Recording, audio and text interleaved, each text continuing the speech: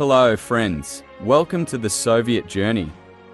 In this video, I wanted to tell you about the atrocities, mistreatment and war crimes that the Nazis committed against Soviet prisoners during World War II. We can say that Nazi Germany acted very brutally, especially towards Soviet prisoners.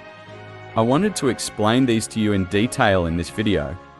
We will talk about what they did, what the historical processes were at that time, what kind of planning was done, all of it. As you know, after Hitler came to power in Germany, fascists quickly organized themselves in the state and took over every institution. And then, until the end of World War II, a period of massacres began that affected Europe in particular, but the whole world in general. Due to the racist ideas of the Nazis, many people were first profiled based on their race and then subjected to genocide through mass executions. In the following period, Nazi leaders who set their sights on land that would be colonized by the superior German race declared war against the Soviet Union. But what they did would be their biggest mistake.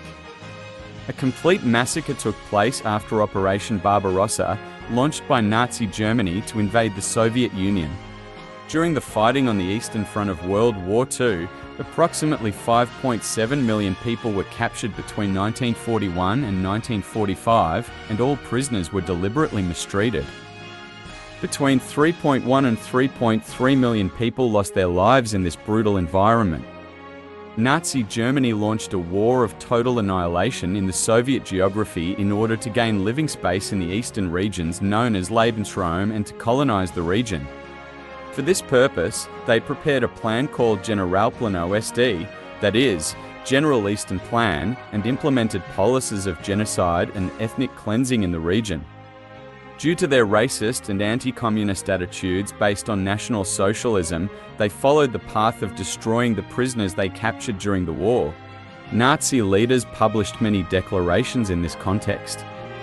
An order called the Barbarossa Decree authorized extrajudicial executions of Nazi officers, and a document later known as the Commissar Order ordered the immediate execution of all political commissars who were primarily civilians. It wasn't just the soldiers who were fighting that were taken prisoner. All Communist Party employees, economic officials, those serving in any Soviet administrative unit, Soviet artists, intellectuals, and all civilians of all ages in conflict zones were included in the scope of captivity. At the same time, Nazi leaders prepared the hunger plan, and it was assumed that approximately 30 million people would starve to death after the war. The Nazis specifically wanted to destroy prominent figures in the Soviet Union throughout the war. The Nazis believed that breaking the influence of these people in Soviet society would break the resistance of those who resisted them, so they took countless people captive and executed them en masse. Yes, friends, at this station of our Soviet journey, I will tell you in detail the aims of the Nazis in occupying the Soviet Union and the policies they implemented on the Soviet citizens they captured. Let's examine it together.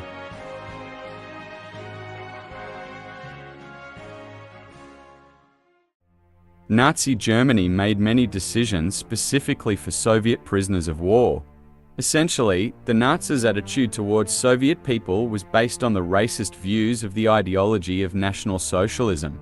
Throughout the war, the races of the prisoners of war in all countries captured by the armed forces of Nazi Germany, that is, the Wehrmacht, were examined first.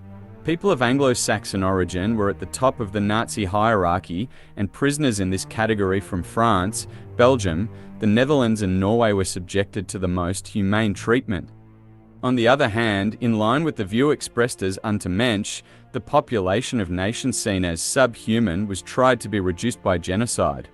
Prisoners of Slavic origin, such as Polish, Yugoslavian, Russian, etc., were subjected to the worst treatment. At the bottom of the prisoner hierarchy were Red Army soldiers, Soviet political commissars, intellectuals, and local administrators, and they were subjected to very brutal treatment. First of all, the Nazis' treatment of Soviet prisoners was a reflection of the purpose of Nazi Germany's war against the Soviet Union. According to Hitler and other Nazi leaders, this war was not a simple conflict. It was an ideological and racial war waged on what they believed was the destruction of the Asian barbarian people. According to the Generalplan OSD prepared by the Nazis before the war, genocide and ethnic cleansing would be carried out in the regions occupied during the war, and the Slavs in the regions of Central and Eastern Europe would be destroyed and made colonies of Germany. People from other nations who were deemed unnecessary would be moved to Siberia and killed directly or indirectly by being employed. Adolf Hitler aimed to commit genocide and ethnic cleansing against the Soviet people, to make the Soviet geography a colony of Germany and to wipe out communism from the face of the earth. Hitler's racist and anti-communist rhetoric determined the attitude towards prisoners of war.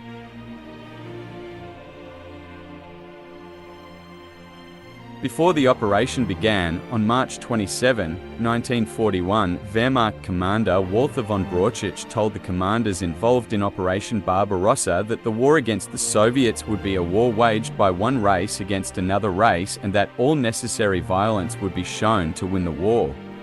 3 days later, Hitler expressed his intentions for the Soviet people in detail at a meeting with the top commanders of the Nazi army. He explained the plan in which the prisoners were categorized and stated that rules of unlimited cruelty would be applied in the war of occupation. The Nazis rejected the concept of a common post-war destiny, and they aimed to destroy all political commissars as well as all Soviet intellectuals in order to prevent the re-emergence of Soviet rule in the future. In this context, political commissars were specifically targeted because they were civilian political officials in the Soviet Union who supervised the military to keep it under popular control and fight against the bureaucracy. For this reason, tens of thousands of political commissars were captured and mass executed. On May 13, 1941, the Wehrmacht issued an order called the Barbarossa Decree. This order gave Nazi officers in the occupied territories the authority to directly execute extrajudicial executions of any person suspected of any Nazi relations, including prisoners of war. Thus, the way for mass killings was opened by military orders and judicial authority was established. It became the first legal basis for the implementation of extrajudicial executions of Soviet political commissars and intellectuals. Then, on June 6, 1941, an order called Commissar Order was issued. The document described political commissars as carriers of resistance, hatred and oppression and ordered the immediate execution of each political commissar. However, according to the order, people who did not directly fight against the Nazis or were not suspected of directly participating in hostile actions were not to be executed, but were to be handed over to Nazi units operating in the background of the Eastern Front. Violating international conventions, the Nazis captured not only Soviet soldiers, but also all employees of the Communist Party and Soviet Administrative Unit, as well as all men aged 16 to 55 who retreated or surrendered during the hostilities. Those who were artists were separated and immediately included in the status of political commissars. The Nazis treated prisoners extremely brutally from the first days of the occupation until the end of the war. They shot or later mass executed many people who tried to surrender. This situation was associated with the influence of Nazi propaganda, because the Nazis encouraged killing as much as possible in order to instill fear in Soviet people. Many prisoner of war camps were often set up in an area surrounded by wood and barbed wire. This caused the prisoners to have to build their own camps from scratch. To make matters worse, Hitler prohibited the detention of Soviet prisoners of war within the pre-war borders of Nazi Germany, called the Waldreich, because he was afraid that they would make communist propaganda here. For this reason, the prisoners were placed in the regions of the Soviet Union destroyed by war and occupation. It was very difficult to provide sufficient food and appropriate living conditions to the prisoners here, and the Nazis deliberately did not provide these conditions. With everywhere in ruins and fire, there was also the added problem of survival for these people. Almost every captured Soviet person was sentenced to death, even if there was no situation that would cause death, due to the inappropriateness of their vital needs, housing conditions, health care or working conditions provided by the Nazis. Prisoners had to stay in open areas during the autumn and winter months without any protection against seasonal events such as rain and snow. The places where the prisoners stayed were mostly primitive ditches or shelters that they dug with their own hands. They were often forced to stay in a poorly heated room without a chimney, on bare earth or cement floors. The condition of health facilities in the camps was dire. There was no water for the captives to use, or it was too little to meet their needs. They also lacked cleaning products. As a result, lice infestation was widespread in the camps, where the prisoners were crowded due to lack of space and lack of underwear and bedding. The food situation in the prison camps was extremely poor. Before the occupation began, the Wehrmacht issued proclamations ordering that prisoners be given minimal levels of food. As the war progressed, it became extremely difficult to supply Nazi personnel, the front lines, and the Soviet transport infrastructure in sufficient quantities from central warehouses over long distances. Following this situation, it was decided that the entire Nazi army would be fed with Russian resources in 1941 and 1942. To this end, the Nazis intended to largely confiscate food from the southern regions of the Soviet Union, which had the most productive agricultural areas. Over time, Nazi plans gained even greater momentum. Confiscated food not only fed soldiers at the front, but also allowed Nazi Germany to continue the war without excessive expense for its domestic civilian population. These military orders not only set back the Soviet industry, but also aimed to return the Soviet Union to the pre-industrial period. Nazi leaders issued these orders consciously, and it was assumed that as a result of the implementation of the plans, about 30 million people would die of hunger. For this reason, both the Soviet people and today's world called these orders the Hunger Plan.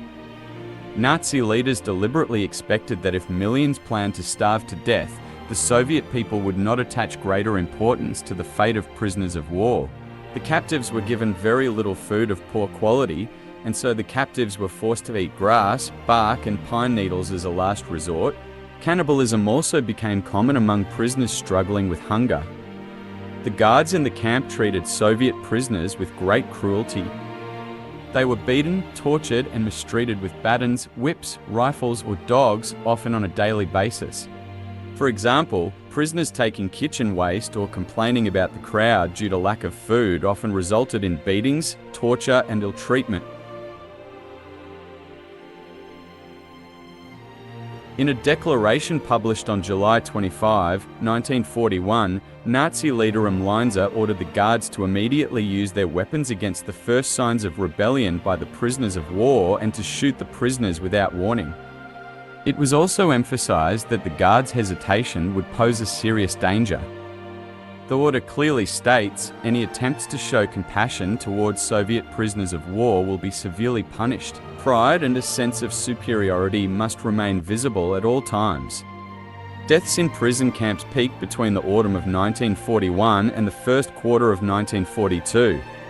For example, in the temporary concentration camp in Massacres in September 1941, an average of 1 in every 100 people died per day. The conditions prevailing in the camps were so bad that prisoners often asked the guards to shoot them. Between 21 and November 30, 1941, 45,690 prisoners died in the general government camps established as a result of the occupation of part of Polish territory alone. That means approximately 4,600 people died per day. The number of prisoners who died in November was around 83,000. This situation got worse with the arrival of winter. In December 1941, 68,000 people died in camps in Belarus and the Baltic states. Look, I'm talking about thousands of people. If we try to count them with our hands, we cannot count them. Thousands of people lost their lives in this brutal environment. Among the approximately 134,000 people taken captive in Ukraine, an average of 6,000 people died per day, including executions, until January 1942. The list on the screen includes Soviet prison camps called Stalag and Oflag, which stand out with their harsh conditions and high death rates. You can stop and examine them.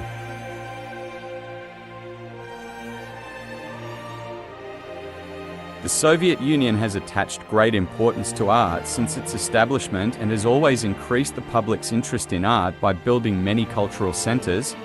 Artists and intellectuals were active in many fields. Artists and intellectuals were always on duty in many areas, from increasing the literacy rate in remote parts of the country to economic development activities, from creating works on the basic needs of the people to serving as political commissars in the army to get away from bureaucracy. During the war, a special effort was made to immediately kill Soviet artists and political commissars. Because Soviet artists had been creating anti-Nazi works since the beginning of the war, just as the Nazis expected, and they were increasing the people's motivation against fascism. Hundreds of thousands of works of art were created during the war, countless films were shot, songs were written, events were organized, books and poems were published. Sculptures and paintings depicting the resisting Soviet people were produced. In fact, in the Battle of Leningrad, Shostakovich's Seventh Symphony provided a great psychological advantage against Nazi Germany in a unique historical situation. I also published a video explaining what happened at this concert. You can watch it from the link I put on the top right. In addition, many films and animations were produced in the field of cinema, and anti-fascist Soviet short films reached a high level in this period. You can also access these anti-fascist short films on our channel from the link at the top right. The Nazis summarily executed countless captured Soviet artists. Prisoners who were not killed but captured were taken to concentration camps in Wehrmacht-occupied regions or to areas far from settlements to be executed. The captives who were taken to distant places were either walked for kilometers or loaded into trains under inhumane conditions. Most of the transported prisoners were already dying on the way. Systematic execution methods were used in prison camps. For example, in some concentration camps, Nazi officers in white coats held prisoners against the walls under the pretext of measuring their height.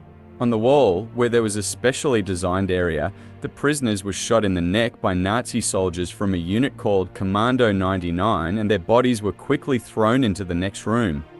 Then the next prisoners were brought, and the executions took place systematically. After 35-40 executions, the bodies were loaded into a truck and thrown into the cemetery. In other words, people were thrown here and they're like garbage.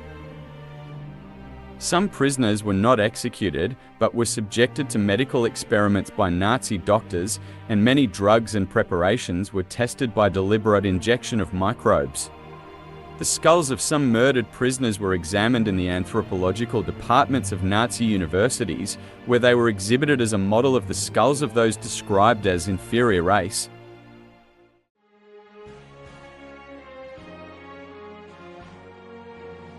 The Nazis did not hide their attitude towards Soviet prisoners, and therefore the massacres of prisoners spread rapidly among all Soviet people. For this reason, Soviet resistance hardened in many places, and the Soviet people's belief that they were fighting a just war increased. Even the Nazi generals who were tried after the war would admit that the Barbarossa decision and commissar order they issued caused civilians to enlist in the army and enter the war because they had nothing to lose due to the massacres. The Nuremberg International War Crimes Trial, established after the war, decided on the events with the following statements. The court described the treatment of Soviet prisoners of war as inhumane. The death of such a large number of people is not only the result of the actions of individual guards or the critical living conditions in the camps, it is the result of systematic plans to kill. The International Court ruled that these incidents were within the scope of war crimes, crimes against peace, and crimes against humanity. After the war, some people who lost their lives in captivity were awarded the title of Hero of the Soviet Union, the Soviet Union's highest medal of honor. Some Soviet soldiers who rebelled and organized resistance movements in the camps while in the hands of the Nazis were deemed worthy of this decoration. For example, Soviet pilot Nikolai Vlasov, who organized resistance in many concentration camps to which he was sent and attempted to escape many times, and who was tortured and burned alive in a crematorium oven on January 26, 1945, was deemed worthy of this decoration. Similarly, Soviet Azerbaijani guerrilla Mehdi H. Cihanzad, who was captured in Stalingrad, joined the Yugoslav partisans after being freed from captivity, killed hundreds of Nazi soldiers by blowing up many bridges, buildings and campsites in Nazi areas. And even in his last conflict, in which he was captured on November 2, 1944, he killed and captured 25 Nazi soldiers. In order not to pass, he used the last bullet to kill himself. Similarly, many heroic prisoners of war were the subject of many Soviet postage stamps. Many streets and avenues were named after them, and monuments and statues were built in their names. Today, these people are remembered as great heroes, and large-scale commemoration ceremonies are still held in their names. Yes, comrades, in this video, I gave you a summary of the brutal behavior of the Nazis towards Soviet prisoners. I explained to you their sources, reasons, and the situations that occurred. I hope you like. You may be a little depressed, because there were many such brutal situations, especially in World War II, and the Nazis' attitude towards the Soviets was really that brutal. I wanted to tell you these. If you liked our video, don't forget to click the like button once. I publish videos on many little known topics about the Soviet Union. You can access our Soviet journey documentaries from the link above. There are videos on many topics. I suggest you check them out too. Please do not forget to subscribe to our Soviet Journey channel to follow us. We will meet again in other videos. We will be together again at another stop of our Soviet journey. Goodbye for now. Stay in solidarity.